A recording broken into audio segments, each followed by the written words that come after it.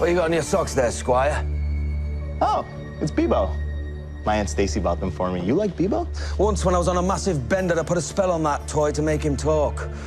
He told me things that'll make your toes curl. Oh, like what? Okay, Sarah's soul is trapped in the realm of a demon, and her ship and entire crew are lost in time. Who cares about Bebo? Well, his Aunt Stacy does. You're wound tight as a bloody drum, aren't you, love? Pardon me, pet.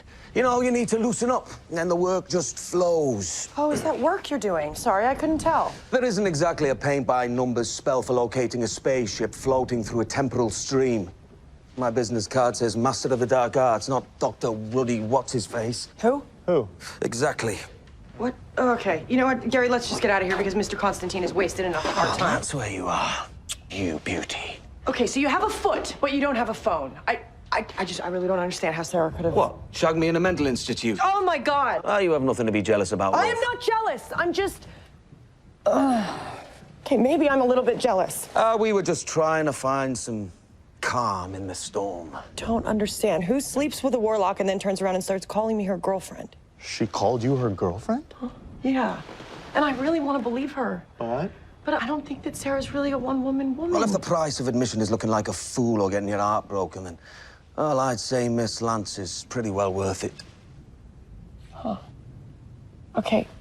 Boys, there has to be a way to find the Wave Rider. I have an idea. We're all ears, mate. The legends remind me of my D&D group. Don't laugh. Too late. And last year, we were on a campaign. The Trials of Egan. Our party was made up of a monk, a druid, a half-orc rogue, a bard, and like a cheerful gnome who was also a very accomplished wizard.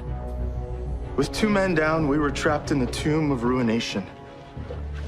And we were being hunted by Xanatar the Unburnt. We were exhausted, running low on food. Hungry. Sorry, come in. Sorry, you copy. Our sorceress was missing. Fear dead. Gary, how does any of this help us find Sarah and the legends? Hey. Let the man finish his story, all right? As you were, mate. Xanatar the Unburned wielded the Death Sword, one of the 6 swords of sorrow. To defeat him, we needed... Another of the 6 swords.